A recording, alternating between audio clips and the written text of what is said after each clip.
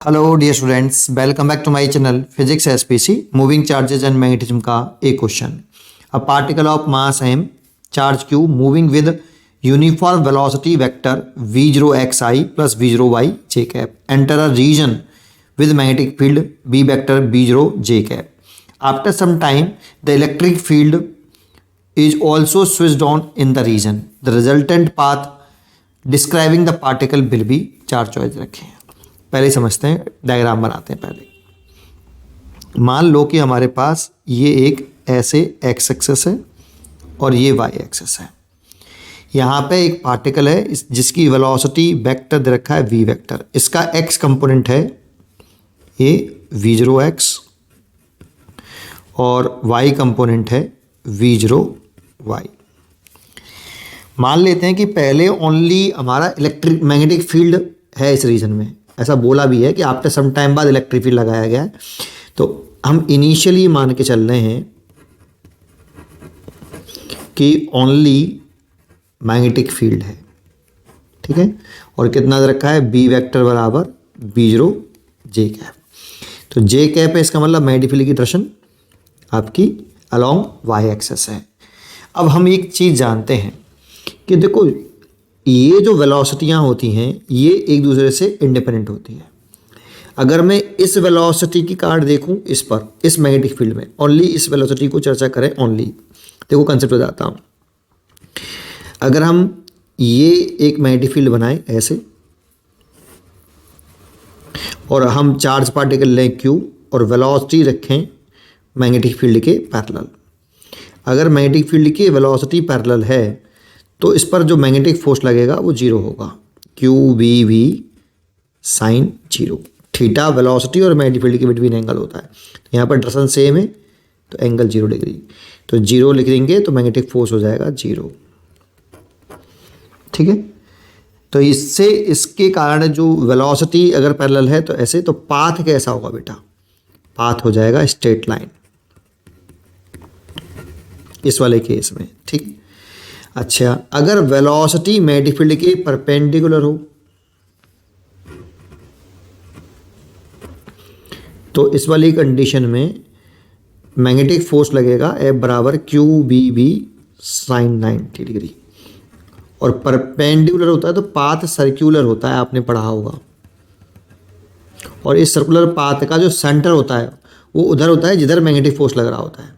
जिधर magnetic force लगेगा circular path का सेंटर उधर ही होगा। तो v क्रॉस b कर लो, v क्रॉस b तो नीचे तरफ आ रहा है तो सेंटर नीचे तरफ होगा इसका। सर्कुलर पाथ वो घूमेगा ऐसे, ठीक है, ये वर्टिकल प्लेन में। तो इस वाले केस में मैग्नेटिक फोर्स का पाथ सर्कुलर होगा। अगर ये दोनों मिल जाते हैं, जैसे अगर हम यहाँ पर चर्चा करें तो देखो यहाँ पर जो मैग्नेटिक फील्ड है वो वेलोसिटी v0y के तो पैरेलल है। तो इसके कारण जो पाथ होगा वो स्ट्रेट लाइन होगा ड्यू टू v0y, ठीक है। एंड अगर हम यहाँ पे b0 और v0x की बात करें तो ये परपेंडिकुलर है। तो इसके से जो पाथ होगा वो सर्कुलर होगा ड्यू टू v0x। अगर ये दोनों कंबाइंड हो जाएं तो फिर पाथ हेलिकल हो जाएगा। देखो सर्कुलर पाथ पर कैसे घूमेगा वो देख लेते हैं पहले। तो v क्रॉस b करना होता है, सेंटर किधर आ रहा है वो देखेंगे। तो v क्रॉस b सेंटर आ रहा है पॉजिटिव जेड एक्सेस में, तो इसका सेंटर होगा, इस सर्कुलर पाथ का जो सेंटर होगा वो पॉजिटिव जेड एक्सेस में होगा यहाँ। तो एक्स जेड प्लेन में घूमेगा बेटा सर्कुलर पाथ पर, एक्स जेड प्लेन, ठीक है। लेकिन ये केवल इसके कारण है v0x के कारण और ये v0y के कारण। अगर ये दोनों कंबाइंड हो जाएं तो फिर पाथ हेलिकल हो जाएगा। और केवल मैग्नेटिक फील्ड है तो कांस्टेंट पिच में घूमेगा, पिच भी कांस्टेंट होगी, क्योंकि जो मैग्नेटिक फील्ड है ना, पिच क्या होती है अभी बताता हूँ। पहले डायग्राम बनाता हूँ इसको। ये इस तरह से घूमेगा बेटा ऐसे, और इसको बोलते हैं हम पिच। ये वाली पिच डिस्टेंस, ये वाली डिस्टेंस, ये डिस्टेंस सब कांस्टेंट होंगी, पिच कांस्टेंट होगी। लेकिन ये सब कब कब की चर्चा कर रहा हूँ, जब ओनली मैग्नेटिक फील्ड लगा रहा हूँ, अब इलेक्ट्रिक फील्ड नहीं लगाया मैंने, है ना। तो पाथ हेलिकल हो जाएगा। और इसमें पिच का जो फॉर्मूला होता है वो होता है, ये जो डिस्टेंस, ये हॉरिजॉन्टल डिस्टेंस होती है पिच, ये कवर करेगा ड्यू टू V0 बाई, तो इसीलिए V0 by into time period, distance है ये, स्पीड इज इक्वल टू क्या है, डिस्टेंस अपॉन टाइम, तो distance is equal to speed into time, लेकिन ये हॉरिजॉन्टल डिस्टेंस कवर करिए ड्यू टू V0 बाई, तो V0 बाई इंटू टी, और टाइम पीरियड वेलोसिटी से इंडिपेंडेंट होता है, टाइम पीरियड जो होता है वो 2πm बटे QB होता है, जो कि वेलोसिटी से कैसा है, इंडिपेंडेंट है ना। तो जो V0 बाई है इसमें कोई चेंज नहीं आएगा, क्योंकि इस मैग्नेटिक फील्ड स्पीड चेंज नहीं करता, वेलोसिटी की डायरेक्शन चेंज कर सकता है बट स्पीड चेंज नहीं करता, स्पीड कांस्टेंट रहती है, क्योंकि work done by magnetic field in magnetic field, work done by charge particle in magnetic field is always zero. जब वर्क डन जीरो होगा तो काइनेटिक एनर्जी कांस्टेंट होगी, स्पीड कांस्टेंट होगी, ये आपने पढ़ा होगा, है ना।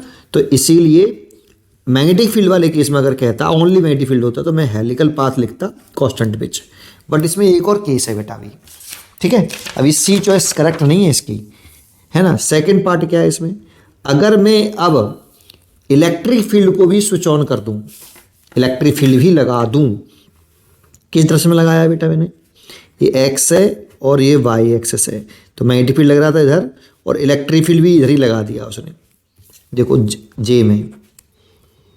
अगर इलेक्ट्रिक फील्ड भी इसी दृश्य में लगा दिया जाए तो जानते हो ये पॉजिटिव चार्ज पार्टिकल है, तो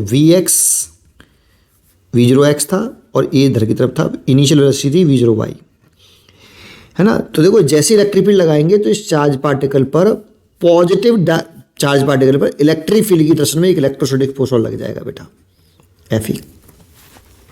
जो मैग्नेटिक फोर्स होता है ना वो ना तो स्पीड बढ़ाता है ना घटाता है, मैग्नेटिक फील्ड से ना तो स्पीड घटती है ना बढ़ती है, लेकिन इलेक्ट्रोस्टैटिक जो फोर्स है ना ये एक्सेलरेट कर देगा, देखो कांस्टेंट फोर्स लगेगा, Fe बराबर कितना, QE, तो मास इनटू एक्सेलरेशन QE, तो acceleration is equal to QE by m, ये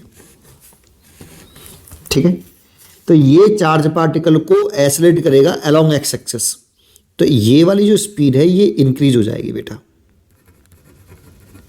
क्योंकि इधर फोर्स लग रहा है इधर ही मूव कर रहा है, तो इसकी वजह से इसकी ये वाली स्पीड बढ़ जाएगी, और जब ये स्पीड बढ़ेगी तो pitch is equal to V0 by into time period, time period पे कोई इफेक्ट नहीं पड़ेगा।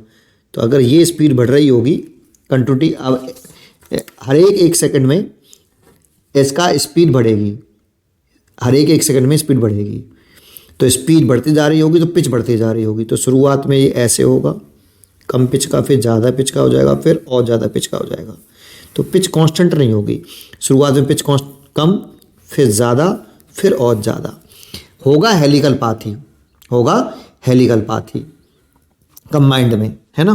तो इसीलिए इसका जो चॉइस होनी चाहिए वो डी होनी चाहिए, इसकी जो चॉइस होनी चाहिए वो डी होनी चाहिए। उम्मीद करता हूँ कि आपको ये ज़रूर समझ में आया होगा, पढ़ते रहिए और खुश रहिए।